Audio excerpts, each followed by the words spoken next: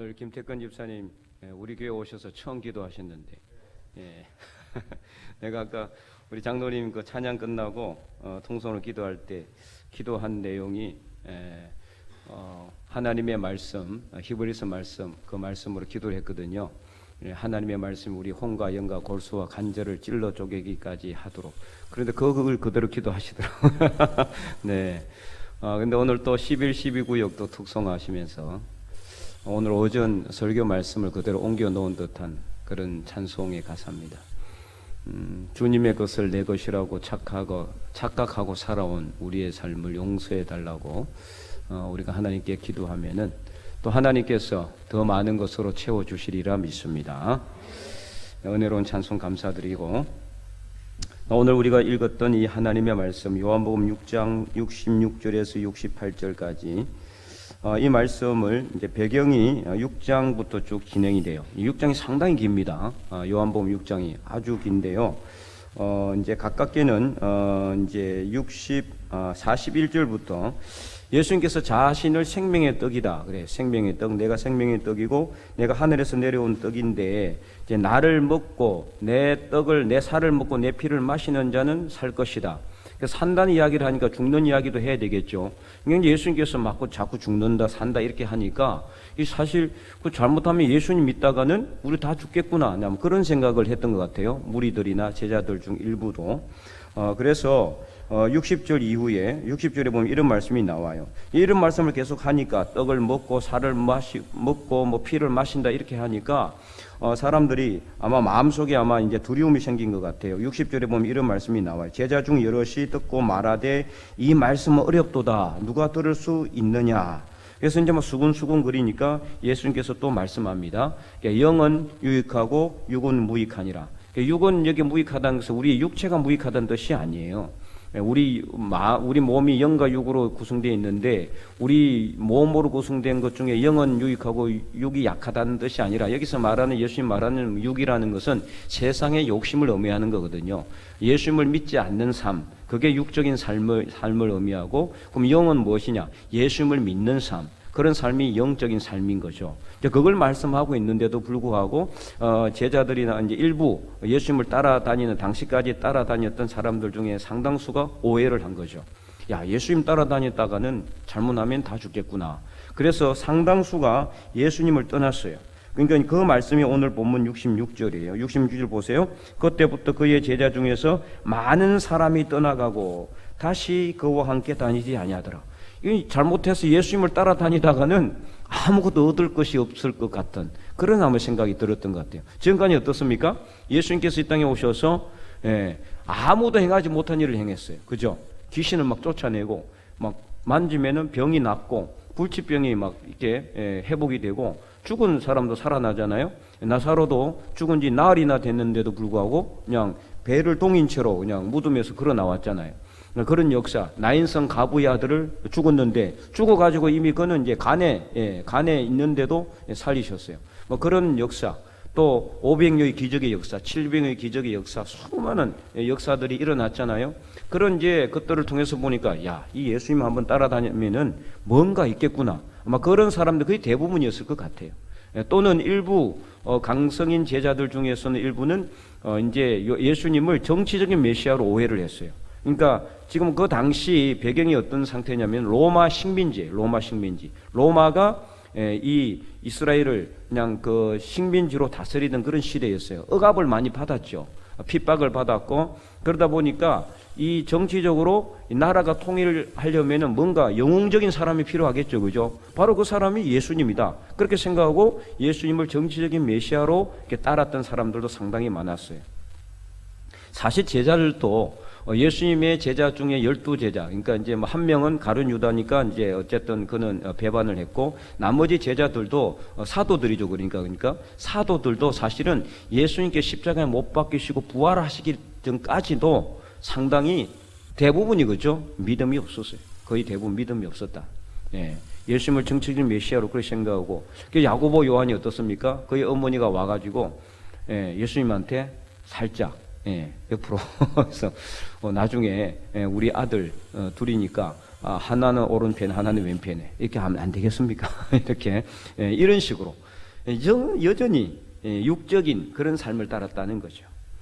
그런 상황 가운데서 지금 이제 제자들 중에 상당수가 이제는 예수님의 실체를 이렇게 자기들 생각대로 한다면은 예수님의 실체를 깨닫는 거죠. 실제 예수님 실체는 그게 아닌데, 그래서 이제 예수님과 이제 다니지 않고 다시는 예수님을 따라다니지 않는 그런 상황 가운데 67절 예수님께서 12제자에게 아직까지 이제 가룟 유다가 제자로 남아 있는 거죠. 12제자에게 이르시되 뭐라고 말씀합니까? 너희도 가려느냐? 너희도 가려느냐? 그러자 시몬 베드로의 대답이 무엇입니까? 68절 우리 함께 큰 목소리 읽어보도록 하겠습니다. 예수께서 이제 시몬 베드로가 대답하되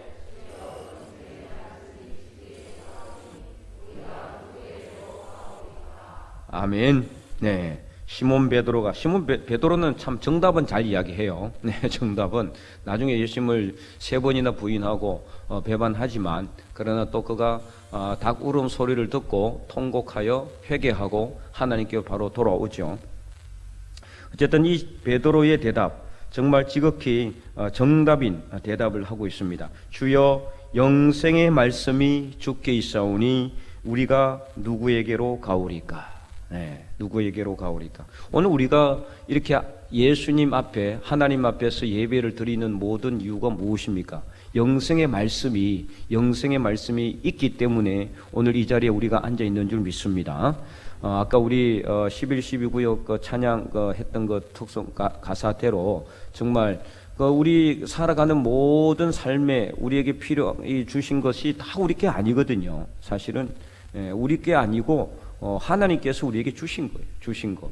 그것을 우리가 지금 누리고 살아가고 있는데, 그죠? 누리고 살아가고 있는데, 사실 그런데도 불구하고 우리는 많은 것을 누리고 많은 것을 이렇게 가지고 있으면서도 불구하고 그동안 정말 불평만 많이 하고 원망만 많이 했지 감사는 너무 많이 못했던 것 같아요. 그래서 오늘 오전의 말씀처럼 오늘 우리가 하나님 앞에 늘 감사해야 돼요. 감사하고 또 감사하면은 감사는 또 다른 감사를 낳고 그 감사를 통해서 하나님께서 기뻐하시고 영광을 받으신다는 것을 알아야 되는데, 그래서 영생의 말씀이 우리에게 있는 거예요. 우리에게 있는 게 아니라 주께 있는 거예요. 그리고 이 하나님의 말씀에 있어요. 영생이 있는 거예요. 영생. 그것 때문에 우리가 이렇게 신앙생활을 해 나가는 거죠. 세미한 하나님의 음성을 듣는 방법, 이제 5번째 오늘 시간인데 하나님 만나기 7번째입니다. 7번째. 그래서 이 하나님을 어떻게 만나느냐? 예수 그리스도의 말씀, 하나님의 기록된 말씀, 이 성경의 말씀, 그래서 영생의 말씀을 통해서 우리가 하나님의 음성을 들어야 한다는 것을 알게 되는 거죠. 이 하나님의 말씀이 생명의 말씀, 영생의 말씀이 있기 때문에, 그래서 어쨌든 제자들이 아직까지는 여전히 그들의 마음속에 일부는 정치적인 그런 어떤 욕심이나 세상적인 욕심이 있음에도 그럼에도 불구하고 영생의 말씀이 그들을 이끌고 있었기 때문에 그들은 떠나지 않았던 거예요. 오늘 우리도 마찬가지입니다. 사실은, 그죠? 우리가 정말 100% 정말 이 영적인 것만 따르면서 살아가기가 쉽지가 않거든요. 그렇잖아요? 그래서 일부는 육적인 삶을 따라가는 삶도 우리가 어쩔 수 없이 살아가는 경우도 많아요. 그런데 그럼에도 불구하고 우리를 누가 이끄시느냐? 이 영생의 말씀 우리를 이끄시는 거예요. 인도하시는, 잡아 끄는 거죠. 그러니까 우리가 붙어 있는 거예요, 사실. 그래서 오늘 이 오전에 역대상 29장에 다윗이 하나님께 고백했던 것처럼 우리가 주께 드릴 수 있는 것도 주님께서 이렇게 마음을 허락하시기 때문에 우리가 힘이 있어서 주님께 드린 것이 아니라 우리가 주님께 드린 것도 주님께서 우리에게 마음의 감동을 주셨기 때문에 가능한 것처럼, 그죠? 우리가 마찬가지예요. 오늘 우리도 정말 우리가 어떻게 보면은 이렇게 정말 힘들고 어려운 세상 속에서 하나님의 말씀을 듣고 살아가는데 우리는 육적인 삶을 따라가려고 하지만은 하나님께서 이 말씀으로 우리를 이끄시기 때문에, 우리를 붙잡기 때문에 우리가 남아 있는 거예요. 그러니까 이게 감사하고 이게 은혜인 거죠.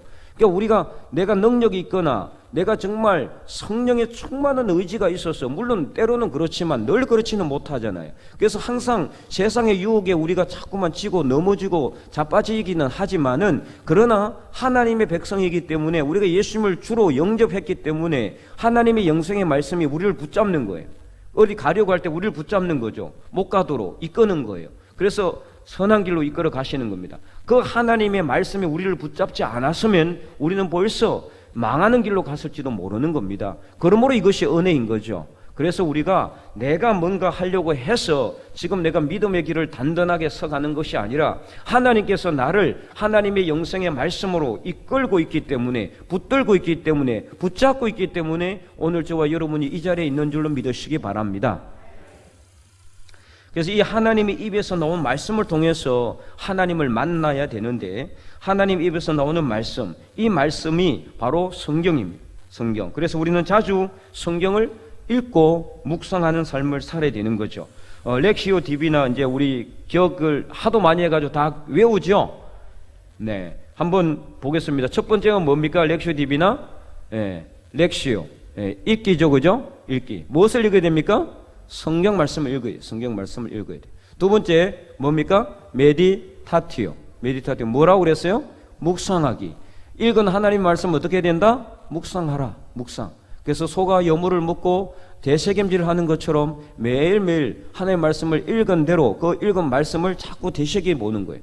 생각해보고 되뇌이고, 그리고 그 말씀을 생각하면서 하나님께 묻고, 그러다 보면 어떻게 됩니까? 세 번째 오라티오. 자연스럽게 기도하게 된다고 그랬어요. 기도. 그래서 기도하는 삶. 기도하는 삶. 뭐로 기도한다? 말씀으로 기도한다. 말씀으로. 그러면은 기도가 깊어지게 돼 있어요. 그냥 우리에게 필요한 일용할 양식만을 위해서 기도하게 되면은 짧아요. 왜요? 딱 필요한 것밖에는 없으니까, 그죠? 이것 주시고 저것 주시고 끝이잖아요. 그러나 하나님의 말씀을 읽고 묵상하면서 기도하게 되면은 그 기도가 아주 깊어지게 돼 있어요. 왜요? 하나님의 말씀에 뭐가 있기 때문에? 영생이 있기 때문에 그 영생의 깊은 바다로 들어간단 말이에요. 그러면은 끝이 없는 거예요. 끝이 없어요. 그래서 2시간, 3시간 하루 종일 기도할 수 있어요. 하나님 말씀으로 기도하게 되면은. 그래서 이렇게 기도를 하다, 그렇게 기도하면서 하나님의 말씀 안으로 깊이 헤엄쳐 가다 보면 누구를 만나게 됩니까? 하나님을 만나게 되는 거예요. 자, 그래서 네 번째는 뭡니까? 컨템플라티오. 컨템플라티오. 컨템플라티오는 뭐라고 그랬습니까? 하나님을 만난. 하나님을 만난. 하나님을 만나기 위해서 오늘 우리가 이 자리에 있는 거고, 하나님의 말 만나기 위해서 하나님의 말씀을 읽는 거예요. 말씀을 읽고 묵상하는 겁니다. 기도하는 겁니다. 하나님을 만나기 위해서. 그 하나님을 만나는 것 자체가 정말 기쁨이요, 감사요, 은혜인 것이죠. 그래서 그걸 하나님의 임재라고 그랬어요. 하나님의 임재. 그래서 하나님의 임재 연습에 대해서 제가 소개를 한번 한 적이 있잖아요. 네, 임재를 위해서 하나님을 만나려면은 이렇게 읽고 묵상하고 기도하고 하나님을 만나야 되는데, 이게 그냥 한번 내가 오늘 성경 말씀 읽고 또 말씀을 열심히 하루 종일 묵상하고 기도한다고 해서 당장 하나님을 만날 수 있는 것도 있지만, 그럴 수 있어요. 얼마든지. 하나님이 우리를 만나주는 방법은 여러 가지이고 다양한 채널이 있고, 또 하나님의 주권적인 은혜이기 때문에 한번 딱 읽고 만날 수도 있죠. 그러나 대부분은 어떻습니까? 그 한 번만에 안 되는 거죠. 뭐가 필요하다? 연습이 필요한 거예요. 연습이. 끝없이 연습해야 돼요. 계속해서. 그래서 매일 성경을 읽어야 되는 거예요. 매일 성경을. 성경 열심히 읽고 있죠? 아직까지 일독 안 하신 분 손 들지 말고 나중에 하나님 앞에 손 들고 서 있어요. 아직까지 일독 안 하신 분은 물론 이제 우리 성경 우리 일독 표대로 가게 되면은 지금 어디 읽어야 됩니까?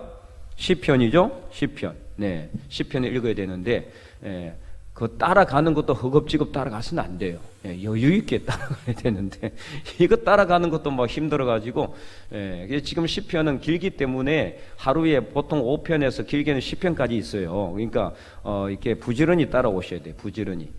그래서 말씀을 급하게 말씀을 따라가지 말고 말씀과 동행하는 삶을 살아야 돼요. 말씀과 동행하는 삶.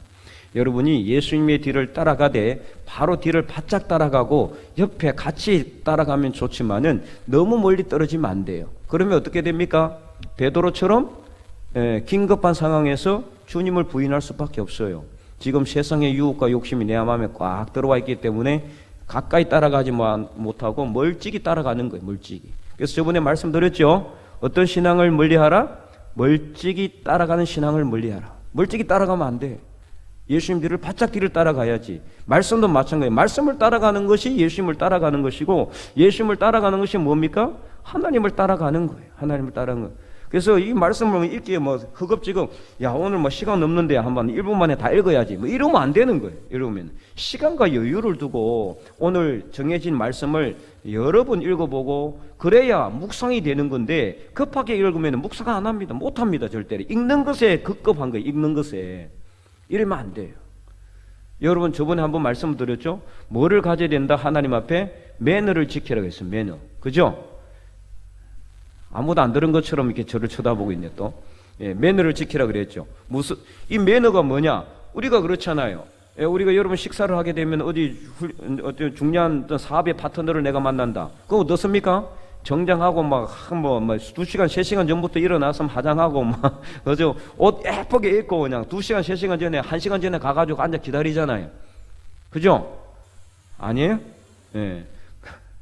근데 여러분 하나님 만나러 나오는 자리에, 하나님 만나러 나오는 자리, 성경을 읽는 건 하나님을 만나기 위해서 성경을 읽는 건데, 그냥 급하게 허겁지겁 이거 그냥 오늘 어쨌든 오늘 하루치 그냥 어쨌든 이거 내 읽고 이런 식으로 하면 안 되는 거예요. 시간을 딱 정해가지고 장소를 정하고 정말 하나님 앞에 거룩한 마음으로 앉아서 말씀을 경건하게 읽어야 돼요. 경건하게. 그리고 2번, 3번 계속해서 반복해서 읽으면서 내 마음을 치는 그 말씀을, 그러면 무조건 말씀을 통해서 우리가 묵상하게 되고요. 그러면 무조건 기도할 수밖에 없고, 그러면 무조건 하나님 만나게 돼 있어요. 그래 가지고도 하나님 못 만난다. 그러면 저를 찾아오세요. 내가 책임질게. 하나님께 뭐 전화를 하든지, 예? 하나님한테 따지든지 어떻게든 하나님께 내가 뭐 이렇게 해결을 볼 테니까, 네, 그렇게 해보세요. 무조건 만나게 돼 있습니다. 회개하게 돼 있고, 또 기쁨과 감사하게 돼 있고, 또 은혜를 받게 돼 있어요. 그래서 여러분 하나님 앞에 나올 때는 뭘 가져라? 매너를 지켜. 매너를. 예배 나올 때도 마찬가지. 예배 나올 때 여기 앉아 계신 분은 없지만 오늘도 보니까 예배 시간 다 돼가지고 막 헐리벌트 뒤에 들어와서 막 헌금 넣고, 예, 위로 올라가는, 예, 젊은 분들이 2분인가 3분인가 있었는데, 예, 그 잘못된 거예요. 잘못됐어요. 언젠가 한번 이야기를 해야 되는데, 또 이제 직접적으로 사람들이 있는 데서 이야기를 하면은 상처를 받을 수 있으니까 간접적으로 이야기를 해야 되는데 고쳐야 됩니다. 하나님 앞에 예배드리러 나오는데 허겁지겁 그냥 급하게 그렇게 해서는 안 되는 거예요. 항상 여유를 가지고 마음의 안정을 가지고 먼저 하나님께 기도하고 내 마음을 비운 상태에서 예배 자리에 앉아야 성령께서 내 안에 들어오시는 것이지, 내가 바빠서 허겁지겁 이렇게 앉아 있으면은 내 마음이 불안과 염려와 근심으로 가득 차 있는데 어떻게 성령께서 내 안으로 들어오시겠어요? 못 들어오는 거예요. 들어올 수가 없어요. 하나님은 절대로 우리가 마음의 문을 열지 않는데 우리 마음을 확 비집고 들어오진 않습니다. 절대로. 인격적인 성령이 있어요. 인격적인 하나님이시기 때문에 우리가 하나님께 문을 열어드려야 되고 하나님께 길을 열어드려야 하나님께서 우리 안으로 들어오시는 겁니다. 그래서 매너를 가지시기 바랍니다. 자, 그래서 컨템플라티오까지 봤는데, 또 이제 그래서 이렇게 하나님을 만나잖아요. 예, 제가 여러분 이제 그 다음에 내가 무슨 말을 할지 알죠? 예, 그 다음에 뭐예요? 예, 실천하기, 액티오. 5번째 뭡니까? 액티오. 하나님 말씀을 우리가 읽고, 묵상하고, 그래서 기도하여 하나님을 만나면 뭐 하겠습니까? 말씀대로 살지 못하면은 아무 의미가 없다고 그랬어요. 아무 의미가 없어요. 예, 그래서 하나님 말씀대로 사는 삶이 필요하다. 그래서 액티오, 실천하기. 복음을 전해야 돼요. 복음을 전해.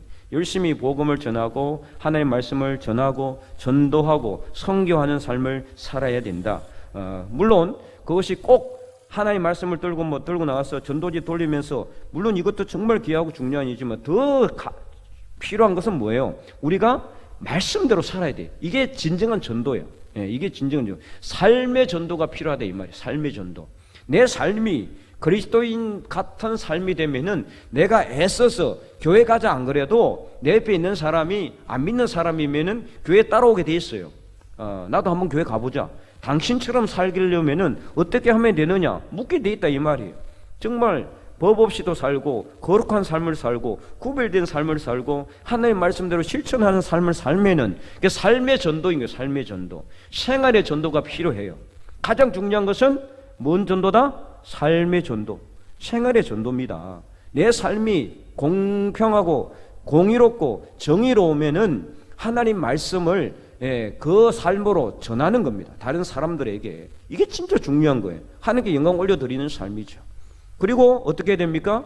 그냥 가만히 앉아 있는 것이 아니라 하나님 앞에 기도하는 가장 적극적인 방법은 문을 두드리는 거예요. 문을 두드려요. 그래서 그 다음에는 또 복음을 들고 나가야 돼요. 그래서 사람들에게 전해야 돼요. 적극적인 전도도 필요하다 이 말이에요.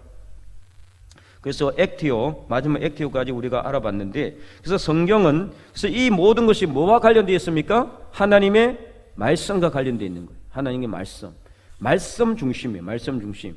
어제도 말씀, 오늘은 말씀, 내일도 말씀이에요. 그래서 항상 우리는 말씀 중심으로 살아야 된다. 그래서 우리가 이 하나님의 말씀대로 살고 하나님의 말씀 안에서 변화되고 하나님의 말씀을 통해서 우리가 은혜를 받고 살아갈 때 우리는 어떤 어려움과 어떤 고난과 재앙이 닥쳐와도 결코 무너지지 않게 된다 이 말이에요. 성 어거스틴이라는 사람이 있었죠. 어거스틴, 여러분 많이 들어봤죠, 그죠? 이제 라틴어로는 아우구스티누스라고 합니다. 아우구스티누스.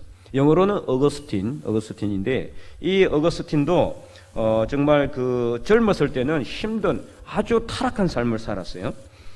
그는 이제 나중에 이 회심한 이후에 이 어거스틴이 기독교 교리를 집대성했어요. 그 전까지는 이 기독교 교리가 제대로 정리가 되어 있지 않았어요. 그러니까 이제 초대교회 사도 바울이 에베소 교회나 데살로니가 교회나 이 교회에 편지를 보내잖아요. 그 편지를 보내서 고린도 교회나 편지를 보내가지고 염려하는 게 뭐였습니까? 이단들, 그리고 서로 거짓 선생들, 그리고 서로 팔을 나눠서 싸우는 것, 이런 문제들이 있었다면 왜 그랬으며? 교리가 정립되어 있지 않기 때문에 그랬어요. 교리가 정립되어 있지 않으니까. 예수님만 믿으면 다 된 줄 알았는데 교회 생활을 하다 보니까 교리가 제대로 정립이 안 되어 있으니까 이단들이 들어와서 거짓 이렇게 사상을 퍼뜨려도 막을 방법이 없는 거예요. 그것을 다 방어할 수 있도록 교리를 정리를 하고 기독교 교리, 지금 우리가 배우고 있는 삼위일체 교리라든지 아니면은 이런 모든 여러 가지 다양한 교리들을 집대성한 사람이 바로 이 어거스틴이라는 사람이란 말이에요. 아주 위대한 사람이죠. 그래서 뭐 이런 말이 있습니다. 예수 그리스도 이후에 사도 바울 빼고요. 예수 그리스도 이후에 가장 최고의 교부가 바로 이 성 어거스틴이다. 이런 이야기가 있을 정도로 그는 정말 훌륭한 일을 했는데, 그런데 그는 젊었을 때 정말 방탕한 삶을 살았어요. 345년에 아프리카에서 이제 출생을 했어요. 당시 이제 아프리카가 요즘 같은 아프리카가 아니에요. 요즘 아프리카 정말 힘들고 가난한 삶 뭐 이렇게 그런 것만 생각하는데 당시에는 아프리카 상당히 부유한 나라였어요. 그리고 기독교 중심의 그런 지역이 이 아프리카였단 말이에요. 그런데 이 아프리카에서 출생을 하고 다가스타라는 곳에서 출생을 했는데 18세에 그는 사생아를 낳았어요. 사생아.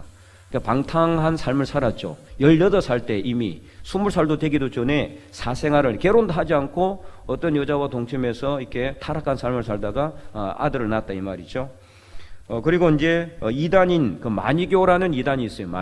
마니교라는 지금도 있습니다. 마니교가 우리나라는 거의 없는데 외국에는 꽤 있습니다. 그 마니교라는 이단에 빠져가지고 상당히 오랫동안 거기에 심취했습니다. 이원론을 주장하는 그런 이제 이단 사상인데 이 어머니가 너무나 이제 힘든 거죠. 그의 어머니 이름이 이제 모니카인데 어머니 모니카가 늘 눈물로 기도했어요. 아들 어거스틴이 하나님께로 돌아올 수 있도록.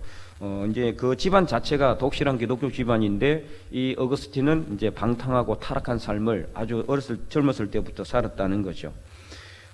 그래서 이 어거스틴을 위해서 늘 눈물로 기도하는 어느 날 이 어거스틴이 어느 하루는 무화과 나무 아래에 딱 앉아 있는데 어떤 이야기가 이제 노래 소리가 들려와요. 그 노래 소리가 뭐냐면 이제 이웃집 아이들이 서로 막 이렇게 막 같이 어울려가지고, 왜 옛날 우리 그 시골의 아이들, 시골뿐만 아니라 아이들이 이렇게 다니면서 동네 다니면서 뭐 이렇게 서로 이렇게 노래 부르는 거 있잖아요, 그죠? 그 노래를 부르고 톨레 레게 이런 노래를 불렀어요. 이 톨레 레게는 뭔 뜻이냐면은 집어서 읽어라 이런 뜻이에요. 라틴어로 톨레 레게. 그래서 집어서 읽으라고 하니까 이게 순간적으로 어거스틴이 성령께서 주시는 음성이다 이렇게 생각하고, 그때 성경이 딱 있었는데 성경을 펴서 읽은 곳이 바로 로마서 13장 13절에서 14절 말씀이, 로마서 13장 13절 14절 우리 함께 읽어보도록 하겠습니다. 로마서 13장 13절 14절 나와 있죠? 시작. 낮에와 같이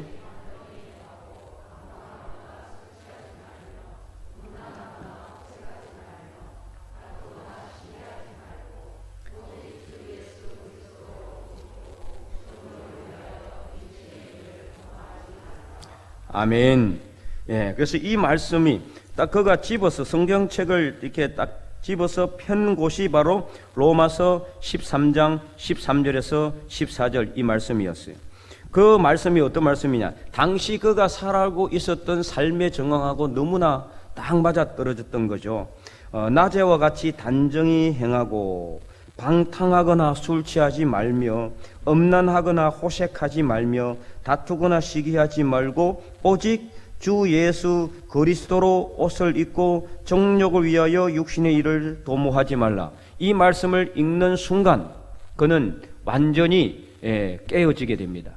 지난날에 자신의 방탕했던 육체적인 그런 타락한 삶을 하나님 앞에 울면서 회개하고 예수 그리스도를 구주로 영접하는 그런 놀라운 영적 회심을 체험하게 됩니다. 그래서 이제 완전히 하나님께로 돌아왔어요. 물론 그 전에 그가 하나님을 믿는 사람이었어요. 그러나 중간에 타락해서 방탕한 삶을 살면서 이단에도 빠지고 그렇게 잘못된 길로 가다가 다시 돌아오게 된 거죠.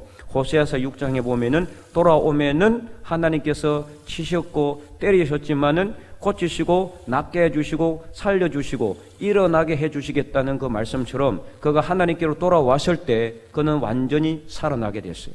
그리고는 그는 이제는 철저히 하나님 중심의 삶을 살아가게 됩니다. 신학을 공부하게 되었고, 그래서 위대한 하나님의 신학 교부가 되었어요. 그리고 이단과 그리고 모든 세상의 유혹으로부터 교회를 지켜내는데 큰 역할을 하게 되었습니다. 바로 이 하나님의 말씀이 그를 살려준 것이죠. 그 말씀을 통해서 그는 하나님을 만난 거예요.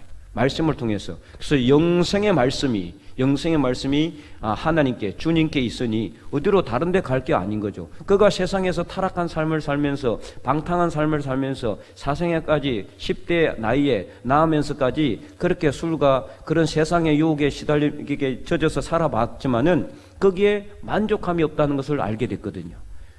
그렇잖아요, 그죠? 세상의 삶은요, 살면 살수록 더욱더 깊은 수렁으로 빠지게 되는 그런 죄의 나락이에요. 이 세상의 삶은 절대로 만족함이 없어요. 여러분 돈을 벌어봐도 그렇지 않아요? 여러분 돈을 갖다가 내가 1,000만 원을 벌었어. 그러면 1,000만 원을 벌면 1억을 벌고 싶죠. 1억을 가지면 10억을 가지고 싶습니다. 그러면 10억을 가지면 만족할까요? 절대 아니죠. 요즘 젊은 친구들 이 돈에 너무 돈에 이렇게 이 포커스를 맞추고 있는 것 같아요. 너무 안타까워요. 물론 이 세상에 지금 현재의 우리 사회 구조 자체가 상당히 문제가 있기는 합니다만은, 그러나 돈이 전부가 아니거든요. 집 사는 거, 지금 뭐 이 집값이 너무 올라가 있으니까 서울에 뭐 이렇게 조금 이렇게 번화가 이런 쪽은 뭐 10억 가지고는 이렇게 집을 살 수도 없다 그러잖아요. 아파트 한 채도 사기도 힘든 그런, 우리하고는 너무나 차이가 나요. 이거 10억 하면은 뭐 어마어마한 돈 있는 것 같은데 10억 가지고 집 한 채도 못 산다니 도대체 그러니까 하여튼 뭐 이 평생의 그 목적이 뭐냐? 돈 버는 거예요. 목적이 돈 버는 거. 매덕, 이게 내 목표다. 네. 모든 젊은 사람들의 그거에 이제 돼 있어요. 돈 벌어서 뭐 하겠다는 겁니까? 물론 하나님의 영광을 위해서 돈을 벌겠다면은 모르겠지만은, 그러나 그것도 문제가 있어요. 하나님은 돈이 없어서 우리에게 돈을 요구하지 않아요. 많은 헌금을 하라고 하지도 않습니다. 하나님께서 우리에게 요구하시는 것은 오늘 우리가 시편 말씀에서도 읽었지만은 항소를 드리는 것보다 뭘 드리는 것도 좋다는 거예요? 감사로 하나님께 영화롭게 하는 것이 더 좋아하는데 항소를 드리고 돈을 드리는 것을 하나님을 기쁘시게 하는 게 아니에요. 물론 우리가 하나님께 헌금하는 거 하나님께 당연히 기뻐하시죠. 우리가 감사함으로 하나님께 드리는 것 당연히 하나님께 기뻐하시지만, 그러나 진정으로 더 중요한 것은 돈이나 물질이 아니라 우리의 마음, 감사하는 마음, 진정한 마음으로 하나님께 나가는 것, 그것을 하나님께서 요구하시는데, 지금 이 세상이 너무나 한금 만능주의, 돈이 있으면 모든 것이 다 된다. 절대로 아닙니다. 그래서 이걸 종식시켜야 되는데, 우리 자녀들한테, 손주들한테, 손자녀들한테 그걸 잘 가르쳐 줘야 돼요. 돈이 전부가 아니다. 중요한 것이 있다. 바로 그것이 말씀이요, 영생이요, 우리가 부활하여 천국으로 가는 삶이다. 돈에 포커스를 맞추지 마라. 하나님에게 포커스를 맞춰라. 하나님에게 포커스를 맞추면은 지금 당장 실패하고 손해봐도 결국에는 성공하고 하나님께서 좋은 길로 인도하신다는 것을 우리가 계속해서 그들에게 보여줄 수 있어야 되고, 그러니까 그들에게 가르쳐 줘야 돼요. 우리 자녀와 자녀손들에게. 그래서 오늘 이 말씀을 통해서 이 어거스틴이 완전히 변화가 됐어요. 하나님을 만난 거예요. 이게 진짜 중요해요. 우리 자녀들이 그래서 하나님을 만날 수 있도록 해야 돼요. 하나님을 만날 수 있도록. 돈을 물려주지 마시고, 많은 돈과 많은 재산을 물려줄 생각하지 마시고, 신앙의 유산을 물려주시기 바랍니다. 기도의 유산을 물려주시기 바랍니다. 예배와 이 찬송의 유산을 물려주시기 바랍니다. 그리하면 우리 자녀들이 언제 어디 있든지 간에 하나님의 인도하심을 받아 형통한 길을 갈 수 있을 줄로 믿습니다. 그리고 이제 마틴 루터도 마찬가지예요. 마틴 루터도 영적으로 회심을 하는 계기가 말씀을 통해서 영적으로 회심을 했어요. 1484년에서 1546년 그가 독일에서 태어났는데 아이슬레벤이라는 곳에서 지금 출생을 했어요. 어렸을 때부터 그는 이제 그 기독교 집안에서 태어났기 때문에 당시에는 독일에는 이제 이 개신교가 없었죠. 개신교가 아예 자체가 없었어요. 그 자체가 마틴 루터로부터 개신교가 시작됐다고 볼 수 있기 때문에 이제 지금으로 말하면은 성당, 그러니까 이제 로마 가톨릭 교회가 이제 대부분이었죠. 그래서 이제 아우구스티누스 수도원에서 어렸을 때부터 엄격한 그런 이제 금욕 훈련을 받았어요. 이 수도원에 들어가면 금욕 훈련을 받아요. 금욕 훈련이 뭐냐? 음식을 줄이고, 그 다음에 세상 욕정을 줄이는 거예요. 욕정을 줄이고, 그래서 이제 많이 먹지도 않아요. 많이 먹고, 그러면은, 이게 이제 정욕이 생긴다고, 많이 먹지도 않아요. 아주 필요한 것만 먹고, 그리고 노동을 많이 해요, 노동을. 금욕 고행을 이제 아주 중요시 여겨요. 그것을 통해서 구원받는다라는 그런, 이렇게 가르침도 있고 그랬어요. 그러다 보니까, 그런데 이제 아무리 금욕 고행의 삶을 살아도 이 죄가 안 없어지는 거예요. 이게 마틴 루터가. 너무 괴로워서 그가 나중에 하루에도 몇 번씩 고해성사를 했다고 합니다. 나중에 그가 신학을 공부하면서 하도 고해성사를 많이 하니까 그 주임 신부가 마틴 루터를 무수했다 그래요. 왜냐면 하루에도 몇 번씩 찾아와가지고 고해성사를 해야 되니까 듣는 사람도 괴로운 거예요. 듣는 사람도. 그것도 가끔 한 번씩이지, 그죠? 고해성사라는 건 뭐냐면은 내가 죄를 지었기 때문에 하나님 잘못을 용서해 주십시오. 신부를 통해서 하나님께 죄를 고백하는 거에 고해성사거든요. 그런데 그 고해성사를 하루에도 여러 번 수없이 많이 찾아와서 해봐요. 듣는 사람이 얼마나 괴롭겠어요. 그런 이제 삶을 살다가 아무리 해도 안 되니까 그래서 구원의 확신이 없는 거예요. 구원의 확신이 괴로움만 더해가는 그런 상황에 당시에 그 로마에 가면은 이 계단 성당이라는 곳이 있어요. 계단 성당. 그 계단 성당이라는 것은 콘스탄틴 황제 때 이제 로마 콘스탄틴 황제 때 그 로마의 기독교가 국교로 이제 지정이 됐거든요. 지정이 됐는데 그 콘스탄틴 황제의 모친인 헬레나가 예루살렘에 있는 예수 그리스도께서 빌라도에게 재판을 받을 때 올라갔던 28개 계단이 있어요. 그걸 갖다가 그대로 로마로 옮겨온 거예요. 황제니까 가능하셔.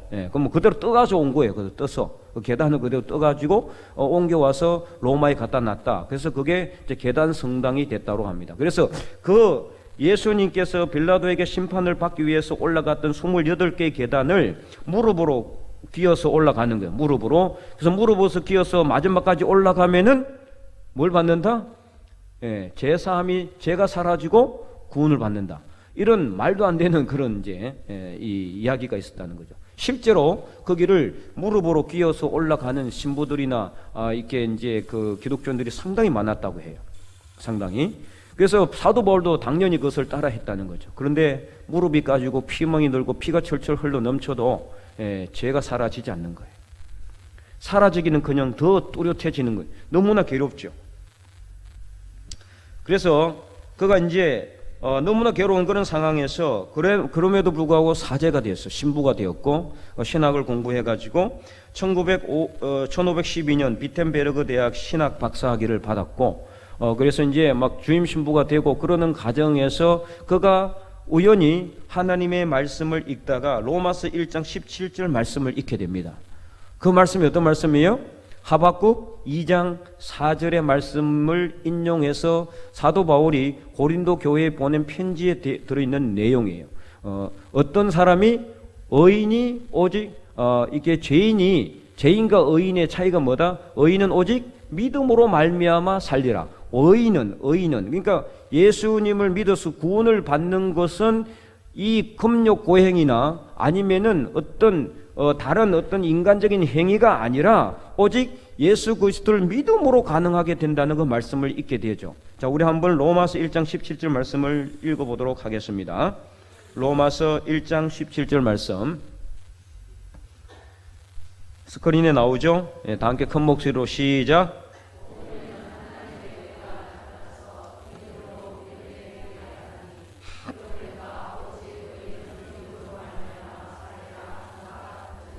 아멘. 이 말씀을 듣는 순간 그렇구나. 이 의인 그러니까 의롭게 되는 것, 구원을 받게 되는 것은 믿음으로 말미암아 살리라. 믿음으로 예수 그리스도를 믿음으로 가능하다는 것을 깨닫게 돼요.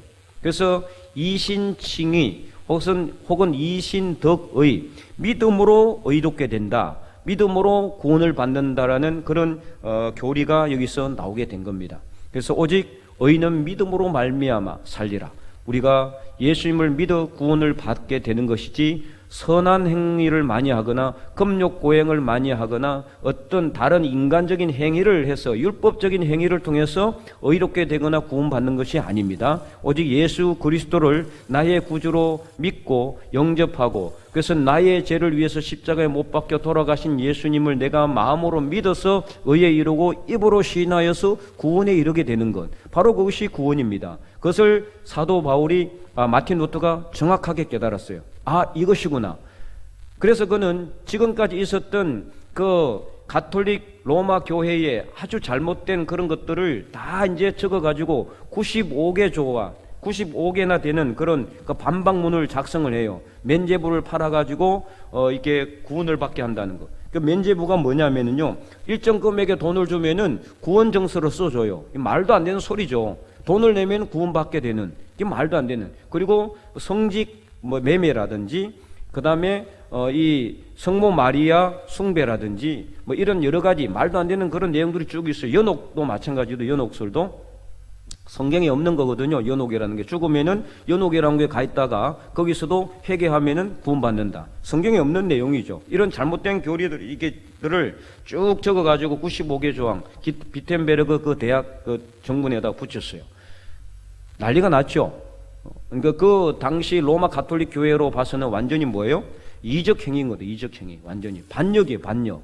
그래서 마틴 루터를 잡으라는 그때까지만 해도 이 교회의 권위가 정치보다 위에 있었습니다. 국가 권력 위에 거의 비슷한 상황이 있었어요. 그러니까 이게 만약 교회에서 이렇게 막 딱 명령을 하면은 공권력도 그냥 같이 움직이게 되는 거예요.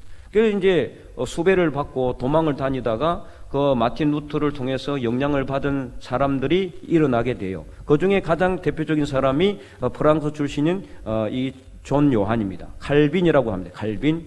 그래서 이 칼빈어를 중심으로 해가지고 새롭게 이 종교개혁 운동이 시작하고 개신교가 만들어지게 된 겁니다.